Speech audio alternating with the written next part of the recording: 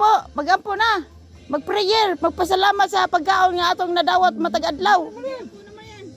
Lid. Ina. Ikaw, magkamayan. Mag-grade 6 na niya. Oo, Ikaw na lang ampo. Okay, kaya ikaw ikaw ampo. Ikaw po. Nga no, magkaulam mo ampo-ampo. Magpasalamat sa sa kuan. Hindi ko na. Ora na pagularan sa Ikaw galot. kasi puro pag Oh, iki pagampo na diha.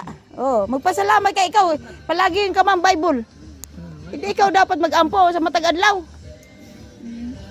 Lord, salamat Lord sa pagkaon nga imong gihatag kanamo Lord sa imong mga grasya sa among sa usa Lord sa ako po pasalamat sa gusto ko maguwang nga naabot siya save siya pag-abot Lord.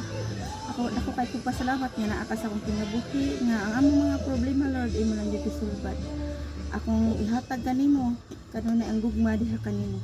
Amen. Amen. Amen sa doy. Amen. Okay. Yun.